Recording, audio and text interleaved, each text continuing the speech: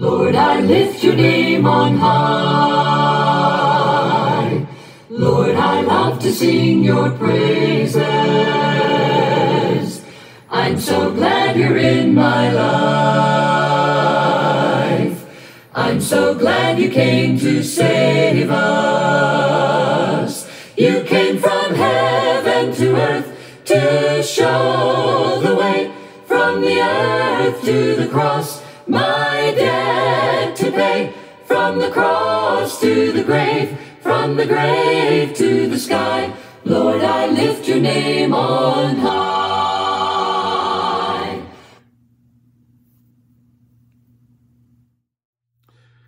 I remember growing up, there was a beautiful song that was sung by an artist named Dionne Warwick. And the music was composed by Burt Bacharach. And together they had many hits. But one of my favorites is What the World Needs Now. What the world needs now is love, sweet love. It's the only thing that there's just too little of. We need more love, not just romantic love. We need agape love. That makes me think of our Bible passage for tonight from the book of Colossians chapter 3 and verse 14. He's been telling us things that are marks of the Christian life, things that those who are chosen and holy and beloved ought to put on. And he's talked about a number of virtues, but now as he comes to the conclusion, he highlights this virtue, love. And he says, put on love. Above all these things, put on love, which binds everything together in perfect harmony. Above all these things, well, he's talking about the virtues that were mentioned previously. And there's 8 altogether, so 7 others. Things like compassionate hearts and humility and kindness and meekness and patience, forbearance and forgiveness. But above all of these things, there stands one ultimate quality, one ultimate virtue. And he says that is love. You know, when I walk around my yard, I always want something blooming. I always want something to look at. So I'm frequently visiting the nursery and I'm putting in different flowers and different bushes and plants. If I walk around my yard, there's a lot of things I enjoy, like my winter's joy camellia or my Lenten rose. But you know, there's one thing that is the centerpiece of the yard.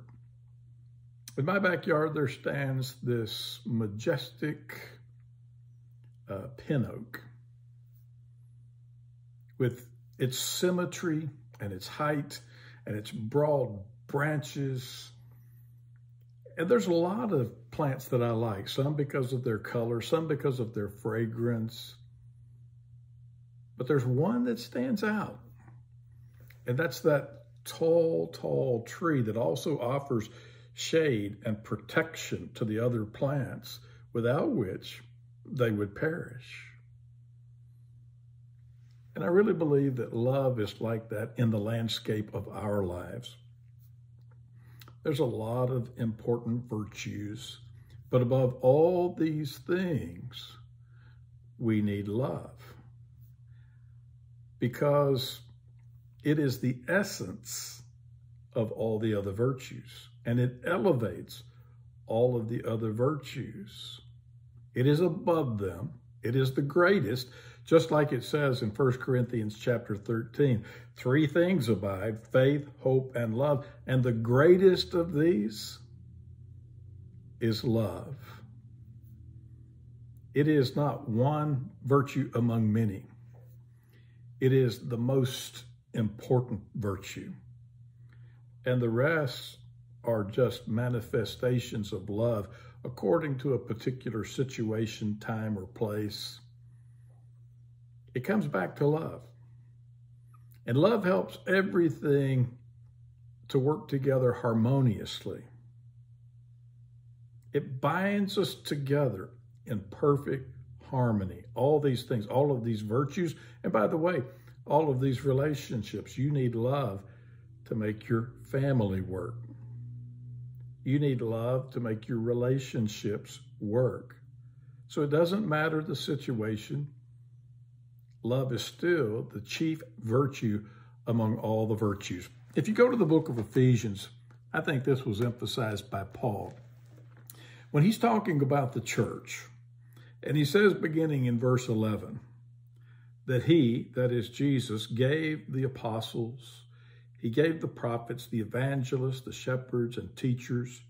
He gave these gifts to the church to equip the saints for the work of ministry, for building up the body of Christ, like that pin oak rising up tall and strong.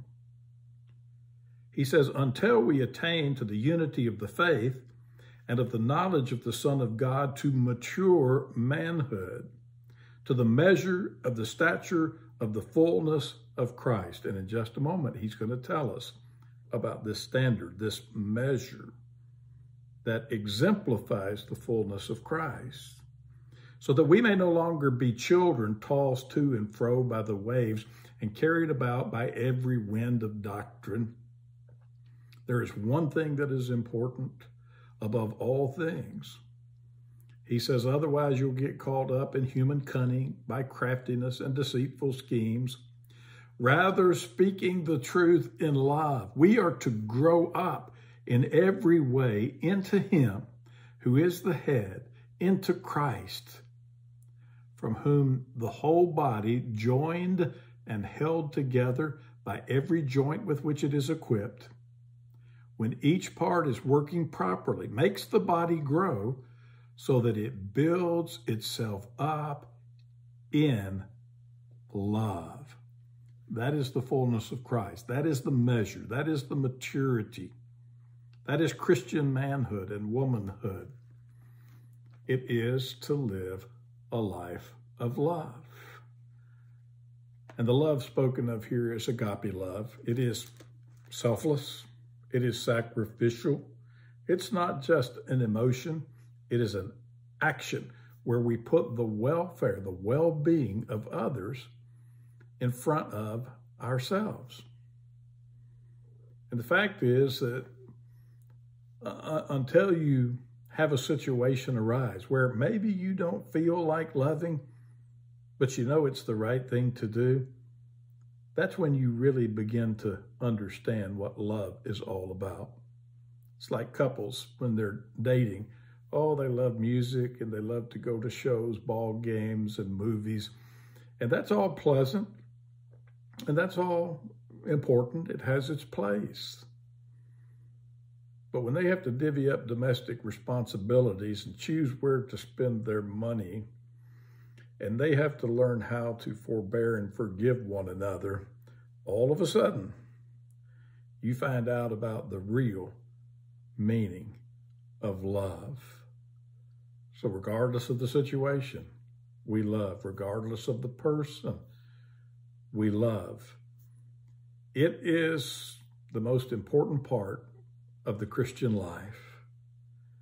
And so I hope tonight you enjoy your discussions as we talk about the last of the 8 virtues in Colossians, where Paul tells us not only what to put off, but what to put on. And the crowning virtue, the ultimate virtue, the one that stands head and shoulders above all the rest, is loving like Jesus. God bless.